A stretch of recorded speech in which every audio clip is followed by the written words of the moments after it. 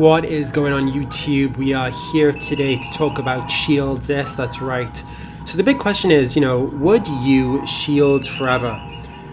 This is one of the questions that we play in Star Trek Fleet Command, and it is something which has weighed heavily on my mind for the past couple of months. So, would you shield forever or not? Let's go over some of these kind of concerns and such like. So, there's a lot of players who are, higher level for sure, and, would they shield forever? Well, I mean, there's a lot of players here which, kind of keep their shields up all the time. So the big question is, would they shield forever? Well, for some of the lower level players, this obviously isn't an option.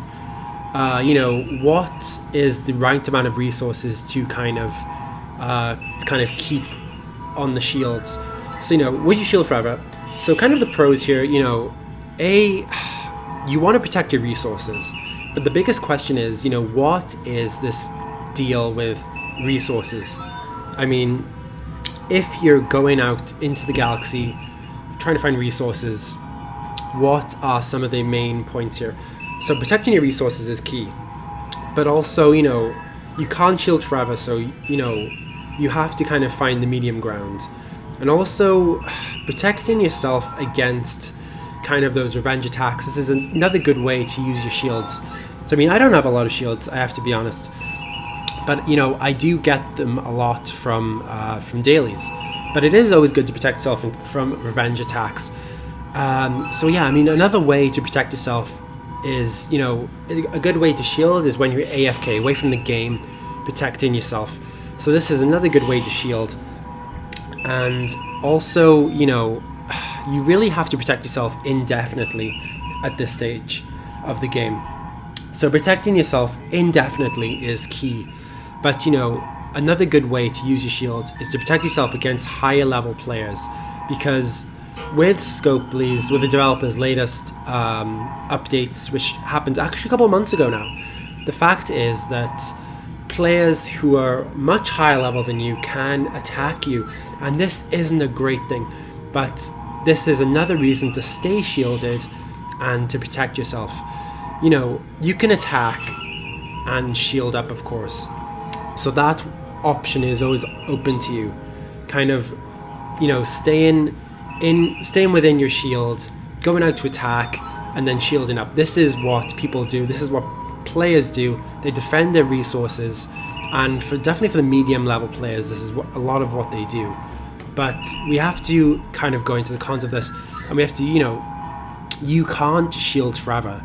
So unless you're really playing the game 24/7, unless you're doing those dailies, because, that's one of the arguments here.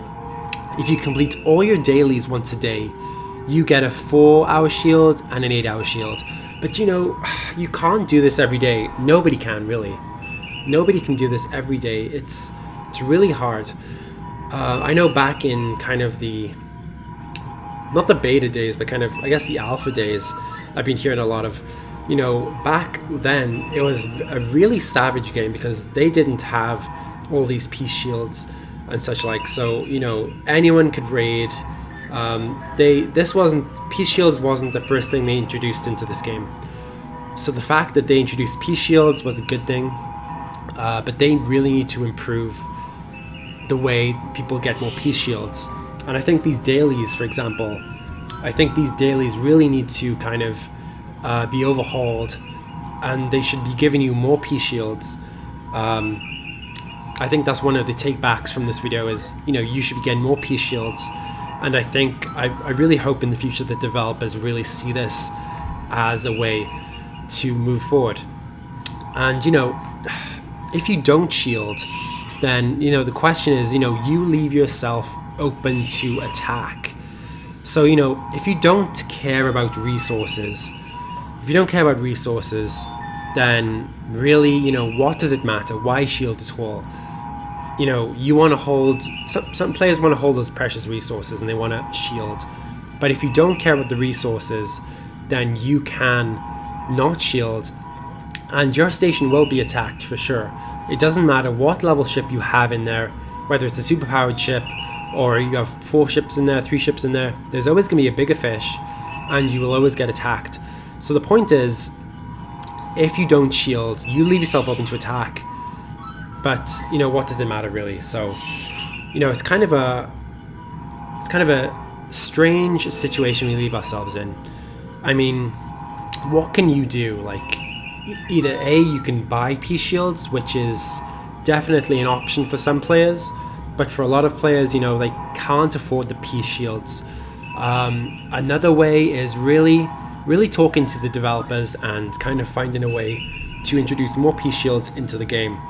So I would highly recommend to everyone that we really talk to the developers and we kind of get more peace shields into the dailies. That would be a fantastic way moving forward, especially since we're coming up to the 1st year anniversary of Star Trek Fleet Command.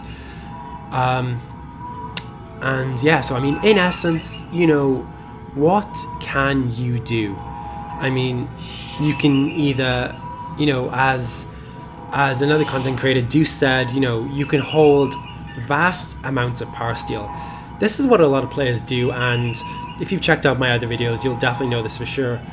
So if I go into the alliance here and I go to contribute, because our alliance is level 17, we cannot donate parsteel. I've heard from some players that this option does come back, but the point is, if you have a high level alliance, you cannot donate the parsteel. So essentially you're creating a buffer of parsteel. So when someone raids your station, they're going to go for the parsteel first, and then the tritanium, and then the dilithium. So the point is, this idea was first introduced by RevDeuce. Please check out his channel. But the point is, you know, that is the first resource to go. So if you are weak on peace shields, definitely try and get as much parsteel as you can, because that's going to be your buffer zone, really. So when you complete the dailies, get some shields. When you're being attacked, you can shield up, and then you'll only lose a couple amount of parsteel, really. Or another way to go is you can put your weakest ships in, for example.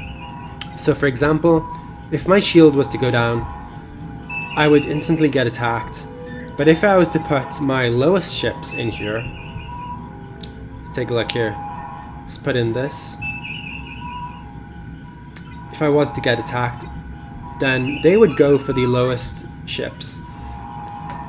And even though my station strength has gone down, I know my station strength isn't going to stop these raiding ships. But at least when they kill my ships, the repair bill isn't a lot. So it isn't a lot, so I can repair until I complete my dailies and I have enough for a peace shield. So essentially this is what you can do. You can either go A, you can hold vast amounts of parsteel, or put the weak ships in, because they're just cheap to repair, really. So in essence, you know, what do I want to say here at the end? I really want to say, you know, if you're playing this game, it doesn't matter if you're a high level player or a low level player, or even a medium level player, you know, you are made to suffer in this game. Especially, you know, with all these peace shields, you're made to suffer. But the one piece of advice I can give you is don't suffer alone. Join an alliance, get alliances to help you. If you can, join the top alliance in your server, wherever you are in the world. Join the top alliance and don't suffer alone, because that is the worst. Playing this game without an alliance is probably the worst thing you can do. So yeah, that is my one piece of advice for you. And that is pretty much it for this video. Don't forget to like and subscribe to Fortis Gaming, and I mean, don't forget to leave a comment below too. And also don't forget to join the Discord. I've put a link in the information section below. Join the Discord and really talk. You know, you can talk to the developers there about what you want to see in Star Trek Fleet Command. And that is pretty much it for this video. All right, guys. Hope you have a good one, and see you soon. All right, guys. Bye.